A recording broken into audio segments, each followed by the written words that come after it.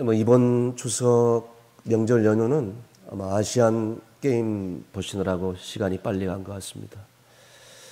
이번 항저우 아시안 게임 아마 우리 선수들이 피땀을 흘려서 3위의 그 자리를 지키면서 정말 폐막을 앞두고 있습니다. 저는 이 아시안 게임을 보면서 가장 특별히 기억에 남는 경기가 있습니다. 그것은 유도 66kg급 안바울 선수가 이제 이 부상에도 불구하고 이 티스키스탄 선수를 업어치기 발반으로 값진 동메달을 목에 걸었습니다. 그리고 그는 시상대에 오르기 전에 경기가 다 끝난 직후에 그대로 매트 위에서 무릎 꿇고 저렇게 간절히 주여 감사합니다 라고 기도를 한 그 장면을 보는 모든 국민들의 마음 가운데는 아마 진한 감동이 있지 않았는가 그런 생각이 듭니다. 안바울 선수는 그렇게 고백합니다. 저의 모든 힘의 원천은 바로 예배에 있었다고 고백합니다.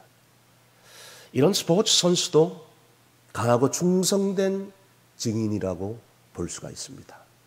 사랑하는 성도 여러분, 오늘 본문에 보니까 사도 바울은 디모데에게 정말 권면하고 있는 말씀이 있는데 그것은 바로 그리스도 예수 안에서 너가 강하고 그래서 충성된 그런 많은 증인들 앞에서 내가 너에게 전한 모든 것들을 그러니까 네가 들은 바를 너희 주변에 있는 충성된 사람들에게 가르치고 부탁하라고 권면하고 있는 것을 보게 됩니다.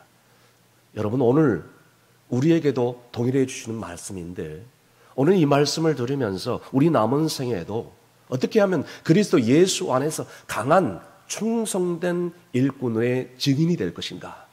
오늘 들려주시는 하나님의 음성으로 우리가 정말 그리스도 예수 안에서 강하고 충성된 하나님의 거룩한 증인 그리고 하나님의 축복의 통로가 되시기를 간절히 바랍니다. 첫 번째는 다 함께 따라하겠습니다. 병사처럼 고난을 받으라. 본문 3절 말씀입니다. 다 함께 읽겠습니다. 너는 그리스도 예수의 좋은 병사로 나와 함께 고난을 받으라. 아멘. 다시 한번 크게 읽습니다. 너는 그리스도 예수의 좋은 병사로 나와 함께 고난을 받으라. 아멘. 여러분 저희 큰아들도 지금 군복무에 있다 보니까 마음에 부모로서 와닿을 수밖에 없는 그런 말씀입니다. 병사는 어떤 고난이 오고 어떤 훈련이 오고 어떤 기합이 올지라도 그것을 잘 견뎌내고 이겨내야 되는 것이 군인이고 병사인 것입니다. 더 나아가서 전쟁 시에는 목숨까지 바쳐서 나라를 위해서 기꺼이 다 바치는 것이 병사고 군인입니다. 여러분 오늘날 우리도 예수 그리스도의 좋은 병사로 부르심을 받았을 때에 사도 바울이 디모데에게 뭐라고 그러느냐? 너는 고난을 받아라. 고난하면 좋아할 사람 누가 있겠습니까? 그러나 고난을 받아라 라고 지금 말씀하고 있는 것입니다. 사랑하는 성도 여러분, 우리의 인생 가운데 어떤 고난이 올지라도 우리에게 주시는 그 십자가의 고난을 정말 힘들더라도 억지로라도 지면서 자기 생활에 얽매이지 않고 방금 말씀드린 것처럼 병사처럼 군인처럼 우리를 부르신 그분의 기쁨을 만족시키는 우리를 모집하시는 그분의 자랑거리가 될 수 있도록 우리가 살아야 될 줄로 믿으시길 바랍니다. 사실 우리가 고난하면 우리가 이런 생각을 갖게 되죠. 회의감이 들고 피하고 싶고 고난 누가 좋아하는 사람이 어디 있겠습니까? 그런데 고난이 없는 인생 있을 수가 없지요. 고난하면 좋아할 사람 하나도 없습니다. 그래서 고난하면 이런 생각이 듭니다. 왜 나한테만 이런 고난을 주느냐? 그런데 주님은 이 반대로 우리에게 말씀하고 있는 것이 제자들에게 이런 말씀하셨죠. 누구든지 나를 따라오거든 너희 자신을 부인하고 자기 십자가를 지고 나를 따르라 라고 말씀하고 있는 것입니다. 주님을 따르는 삶은 고난의 삶이라고 것이죠. 신앙생활이 다 평탄할 수가 없고 신앙생활이 다 안정스러울 수 없는 것입니다. 주님이 우리에게 부탁하고 있는 것은 너희 십자가를 지고 나를 따라라는 것이에요. 더 나아가서 가장 큰 고난을 우리는 당한 줄 알지만 우리 주변에 보면 우리와 비교할 수 없는 그런 엄청난 고난을 받는 사람들을, 그런 사람들이 정말 그 고난과 역경을 이겨내고 인내하고 참고 이겨내는 그런 사람들이 우리 주변에 얼마나 많은지 모릅니다. 그러므로 우리는 이런 생각을 가져야 되죠. 이 고난이 왜 나한테만 주는 고난이냐, 이런 착각을 빨리 버리고 낙심하지 말아야 될 것입니다. 여러분, 우리는 우리가 주는 십자가, 우리에게 주시는 그 십자가, 그것을 바라보면서 묵묵히 따라갈 때 주님은 우리가 지고 가는 그 십자가를 저 멀리서나마 바라보시고, 그리고 또 다 기억해 주시고, 더 나아가서 하늘의 상급으로 땅의 복으로 우리를 축복해 주시고, 틀림없이 고난을 통하여서 우리에게 마침내 더 축복을 내려주시고, 더 은혜를 내려주시고, 더 놀라운 그런 능력을 우리 가운데 누리게 해줄 줄로 믿는 여러분이 되시길 간절히 바랍니다. 한국 최초 시각장애인 박사이면서 미 백악관 이 국가장애위원회 차관보, 정책 차관보를 했던 고 강영우 박사님과 사모님이 있습니다. 저는 그 두 분을 바라보면서 너무나 많은 은혜를 받아요. 사모님은 먼저 천국에 가신 남편 고 강영우 박사님을 바라보면서 그는 장애 때문에 힘들어한 적이 한 번도 없었다고 사모님은 그렇게 간증을 하고 고백합니다. 남편이 시각장애인이기 때문에 불행하다고 생각한 적이 한 번도 옆에서 지금까지 일평생 지켜보면서 그런 적이 한 번도 없었다고 고백하는 거예요. 살아생전에 그는 이렇게 고백을 했다고 합니다. 강영우 목사님께서, 여러분, 저는 성공했다고 생각한 사람입니다. 우리 자녀들도 믿음과 신앙 안에서 잘 성공했고 정말 훌륭한 사람이 되었다고 자신 있게 저는 얘기할 수 있습니다. 사람들이 저를 칭찬할 때에 장애임에도 불구하고 그렇게 성공했습니다 라고 얘기했을 때 저는 그렇게 얘기합니다. 그것은 틀린 말입니다. 저는 장애를 극복하고 성공한 것이 아니라 장애를 가진 사람으로서, 장애 자체를 가진 사람으로서 성공했기 때문입니다. 이러한 신체적인 약점이 없었다면 나는 하나님을 더 가까이 할 수 없었고, 더 하나님을 의지할 수가 없었고, 정말 전 세계적으로 대통령 조지 부시 같은 그런 대통령과 함께 어깨를 나란히 하면서 활동할 수 있겠습니까? 저는 장애를 가져서 이 육체적인 어려움 때문에 저는 하나님을 더 의지하게 되었고, 하나님을 바라보게 되었고, 하나님께 영광 돌리게 되었습니다. 할렐루야. 여러분, 그렇습니다. 우리 모든 사람들에게 이런 장애가 있습니다. 이걸 다른 말로 가시라고 얘기하죠. 그것이 육체적인 가시이든 영적인 가시이든 정신적인 가시이든 어느 누구든지 가시를 가지고 있습니다. 그것은 자신만이 잘 알 겁니다. 그런데 중요한 것은 뭐냐, 이 가시가 나를 힘들게 하는 장애물이 될 수 있고, 또 반대로 나를 하나님께 가까이 가게 하고 하나님께 영광을 돌리게 하고 하나님을 의지하게 만드는, 하나님께 더 나아가 하나님께 영광을 돌릴 수 있는, 성장시킬 수 있는 도구가 될 수 있다는 사실을 우리가 잊어서는 안 된다는 것이에요. 그래서 우리 주님께서는 너의 육체의 가시를 너를 통해서 더 승화시키기를 원한다라고 우리 가운데 말씀하고 있는 것입니다. 그래서 사도 바울은 육체의 가시를 가지고 있는 사람으로서 정말 그 고통스러운 순간 가운데 오죽했으면 이런 고백을 했을까요? 육체의 가시를 없애달라고. 그럴 때 고린도후서 12장 17절 말씀에 하나님이 사도 바울에게 이런 말씀을 하셨습니다. 다 함께 있습니다. 여러 계시를 받은 것이 지극히 크므로 너무 자만하지 않게 하시려고 내 육체의 가시 곧 사단의 사자를 주셨으니 아는 나를 쳐서 너무 자만하지 않게 하려 하심이라. 아멘. 하나님 육체의 가시 없애주세요. 정말 말씀을 전하는 자가 이런 육체의 질병 가운데 약점을 보이고 성도들 앞에 이런 약한 모습을 보이면 은혜가 되겠습니까? 하나님 이 육체의 가시를 없애주옵소서. 그때 주님께서 말씀하십니다. 너의 육체의 가시를 준 것은 네가 교만하지 않게 위해, 자만하지 않게 하기 위해서다. 더 나를 의지하게 하기 위해서다. 그래서 육체의 가시를 없애달라고 그렇게 사도 바울이 기도했는데 주님께서 한마디 딱 말씀하신 대로 이런 기도를 하지 않습니다. 사랑하는 아들아, 너의 약할 때 곧 너가 바로 강함이 될 것이다. 할렐루야. 너의 육체의 가시로 너는 곧 강한 하나님의 사람이 될 것이다 라고 말씀하고 있는 것입니다. 여러분, 우리는 잊지 말아야 될 것이 있어요. 고난하면 좋아할 사람 하나도 없습니다.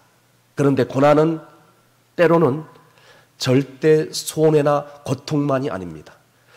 고난이 오히려 하나님께 나아가는 은혜의 축복의 통로라는 것을 절대로 잊지 마시길 바랍니다. 더 나아가서 이 고난을 통해서 하나님의 영광을 드러내기를 원하는 그 하나님의 그 마음을 깨달을 수 있기를 간절히 바랍니다. 이제는 어떤 고난 가운데 있을지라도 군에 가 있는 병사처럼 군인처럼 정말 이렇게 기도했으면 좋겠어요. 하나님, 제 남은 생에 제 자신을 하나님께 드리기를 원합니다. 그래서 정말 저를 도구로, 저를 축복의 통로로, 저를 하나님의 신실한 도구로 사용하여 주시고 나를 통하여 하나님의 영광이 드러나게 해 주옵소서.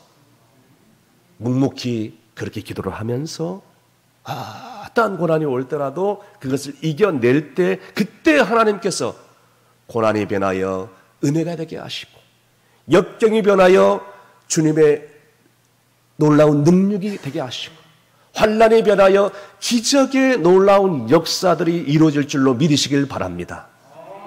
두 번째는 따라하겠습니다. 경계하는 자처럼 법대로 하라. 계속해서 본문 5절 말씀 다 함께 읽습니다. 경계하는 자가 법대로 경계하지 아니하면 승리자의 관을 얻지 못할 것이며. 아멘. 여러분, 당시 그리스도 사이에는 3년마다 올림픽 경기가 있었습니다. 그리고 고린도에도 마찬가지로 3년마다 큰 스포츠 국제 경기가 있었습니다. 지금 아시안 게임이 열린 것과 비슷한 그런 것입니다. 각 경기마다 엄격한 규칙이 있었고 룰이 있었다는 것이에요.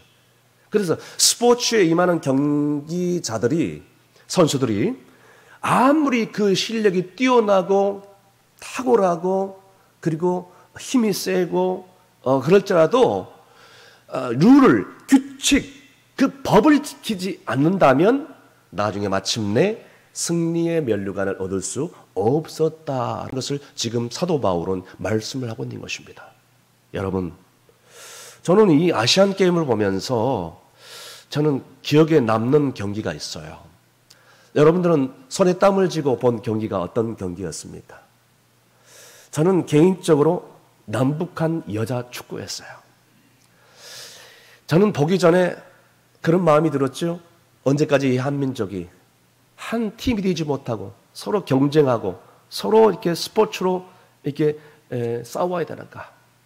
그래서 누가 이겨도 좋다. 북한이 이겨도 좋고 우리 남한이 이겨도 좋고. 자, 그런데 가만히 남북한 여자 축구를 보니까 중국 선수들보다 더 뛰어나게 더티 플레이를 하는 것입니다.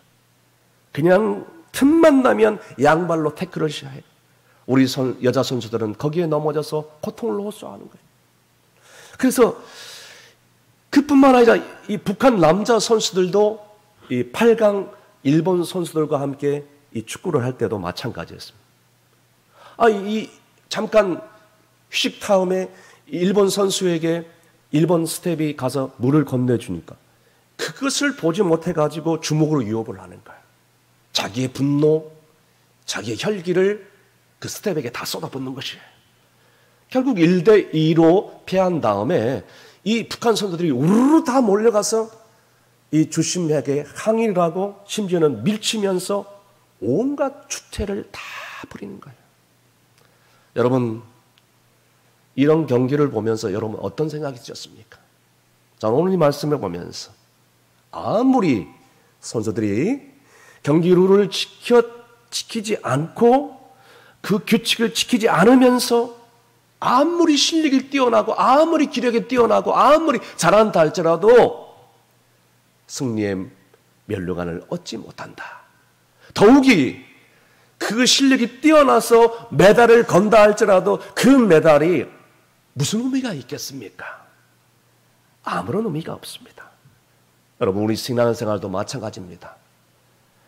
예수 그리스도를 믿는 순간, 하나님의 자녀가 되는 순간, 오늘날 하나님의 법대로 살려고, 정말 하나님 말씀대로 살려고, 순종하려고 살려고 이렇게 몸부림쳐야 되는데, 그 반대로 룰을 지키지 않고 규칙을 지키지 않고 수단과 방법을 가리지 않고 자기 원대로 자기 마음대로 살려는 수많은 사람들을 바라보게 됩니다. 여러분, 교회 안에 보이지 않는 룰 규칙이 있어요.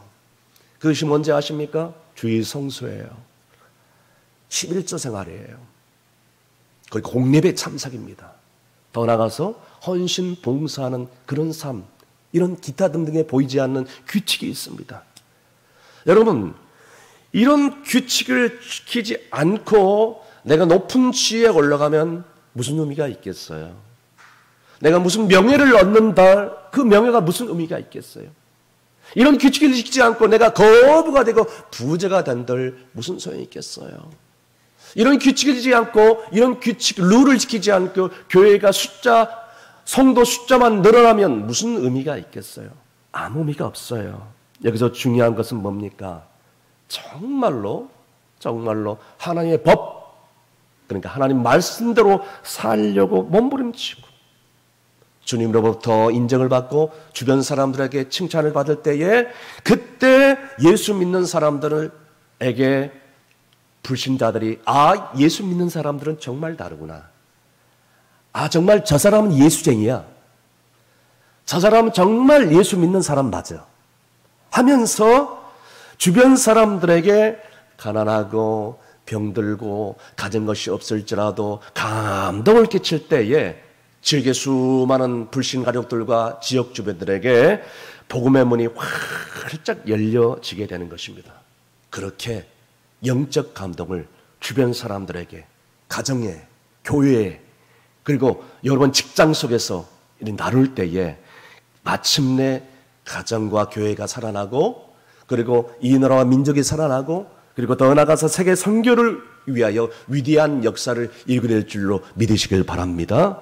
그래서 모세가 죽은 다음에 정말 두려움과 불안 가운데 있는 여호수아에게 하나님께서 여호수아 1장 8절 말씀에 이렇게 권면을 하고 있습니다. 다 함께 읽습니다. 이 율법책을 내 입에서 떠나지 말게 하며 주야로 그것을 묵상하여 그 안에 기록된 대로 다 지켜 행하라. 그리하면 내 길이 평탄하게 될 것이며 내가 형통하리라. 아멘. 사랑하는 성도 여러분, 이제는 인간적인 욕심 다 세우지 말고, 어떤 시험이 닥치고 어떤 고난이 닥칠지라도 우리는 하나님의 법, 하나님 말씀을 부여잡고 정말 하나님 말씀을 주야로 묵상하며 하나님 말씀대로 살려고 몸부림치며 살아갈 수 있기를 바랍니다. 그래야 할 때 하늘의 문이 열리고, 그래서 하늘에서 쌓을 것이 없도록 쌓을 복을 우리 가운데 부어주셔서 우리의 정말 삶이, 우리의 모든 삶의 자리가 하늘의 복으로 말미암아 천배 만배로 하나님께서 더 넘치게 해주시고, 또 우리 자손들에게 은혜를 더해주시고, 우리 당대뿐만 아니라 우리 자손들이 정말 하나님 교회 위에서 충성스러운 일꾼으로 쓰임받게 될 줄로 믿으시길 바랍니다. 마지막으로 다 함께 따라하시겠습니다. 수고하는 농부처럼 열심히 내라. 마지막 본문 6절 말씀 다 함께 읽습니다. 수고하는 농부가 곡식을 먼저 받는 것이 마땅하니라. 아멘. 여러분, 이 말씀을 깊이 묵상하면 정말 심오한 진리가 들어가 있는데요, 제일 처음에는 정말 병사처럼 고난을 받으라고 얘기했고, 두 번째는 경계하는 자가 법대로 하는 것처럼 법을 지키면서, 룰을 지키면서 그렇게 살아라고 얘기했습니다. 자, 이 두 가지를 하는 것은 좀 이해가 되지만 갑자기 마지막 세 번째에 농부의 예를 들고 있습니다. 이것은 무슨 의미입니까? 우리가 대가 없이 자기 생활에 얽매이지 않고 정말로 자기를 모집한 그 병사처럼 어떤 고난이 올지라도 최선을 다하면서 고난을 이겨내는 그런 삶을 살아가고, 그리고 또 경기하는 스포츠 선수처럼 그 법을 지키면서 그 힘들고 어려운 일이 있을지라도 자기를 모집한 그분을 위해서 충성을 다하고 헌신을 다하고 있다면, 오늘 방금 읽은 말씀처럼 농부가 씨를 뿌리고 언젠가는 큰 수확을 얻은 열매를 맺듯이 어느 한순간에 하나님께서는 반드시 우리 당대뿐만 아니라 우리 후손들에게 그 놀라운 은혜를 보상해 줄 날이 꼭 오고 만다는 사실을 오늘 말씀을 해주고 있는 것입니다. 그래서 농부는 그 풍성한 수확을 얻기 위해서 정말 수고도 개의치 않고, 때학빛에 나가가지고 그 무더위도 개의치 않고, 잡초 다 제거하고, 그 다음에 씨앗 뿌리고, 병충해 날까 봐서 그냥 또 농약 뿌리고, 그리고 또 잡초 제거해주고, 얼마나 고생을 많이 합니까? 더욱이 수확철에 또 수해가 오고 장마가 오고 태풍이 불까 봐서 마음을 졸이면서 안절부절 못하고, 날씨가 좋아야 될 텐데 올해 농사 망치지 말아야 될 텐데 열매를 거두어야 될 텐데 하면서 정말 안절부절하지 못하고 그럴 때가 얼마나 많이 있었습니까?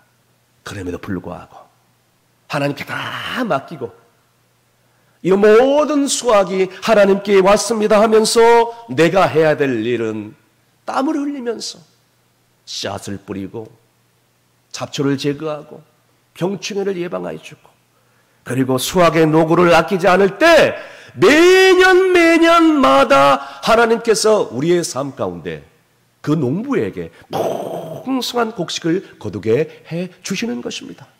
마찬가지입니다.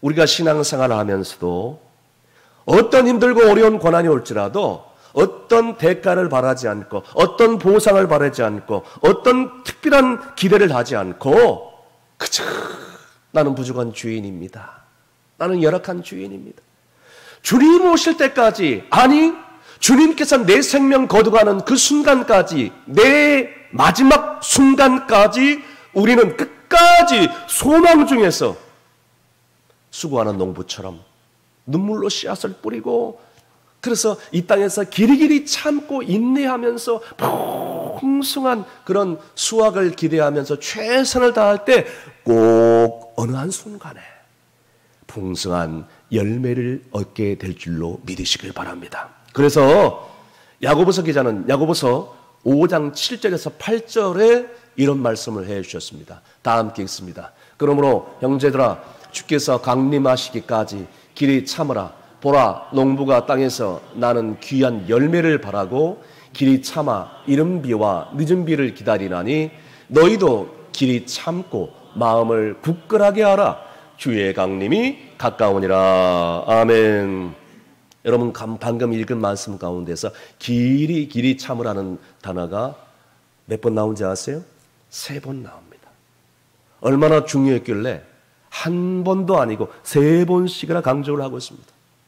길이 인내하라. 길이 참으라. 언제까지?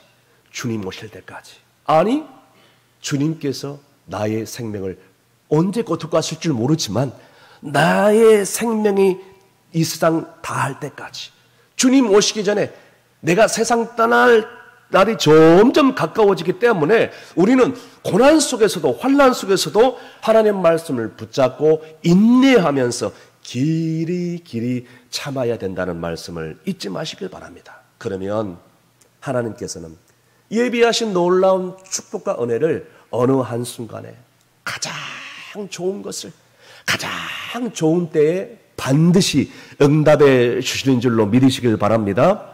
크리스찬 다이제스트에 나온 실화입니다. 남편이 일찍 죽고 어린아이를 키우면서 살아가는 신실한 신앙의 부인이 있었습니다. 이 젊은 부인이 그런데 자기도 어느 한순간에 병이 들었어요. 그래서 병원에서 시한부 인생을 살 수밖에 없었고 죽은 날만 기다릴 수밖에 없었어요. 주변의 모든 그런 사람들이 너무너무 안타까워서 남편도 세상 떠나가고 부인도 저렇게 병들었고 저 어린아이 어떻게 해야 되나, 저 부인 죽으면, 저 아주머니 죽으면 저 어린아이 어떻게 누가 돌보나 하면서 걱정하면서 참 안타까워했어요. 그럴 때마다 이 부인은 그런 얘기를 했습니다. 걱정하지 마세요. 하나님이 도와주실 거예요. 걱정하지 마세요. 하나님 도와주실 거예요. 자, 그렇지만 결국에는 얼마 못 가서 이 부인도 세상을 떠납니다. 남은 것은 어린아이 하나 달랑 남은 거예요. 그 부인과 그 엄마와 함께 지내던 그 어린아이는 무료 고아원 시설에 맡겨지게 되었습니다.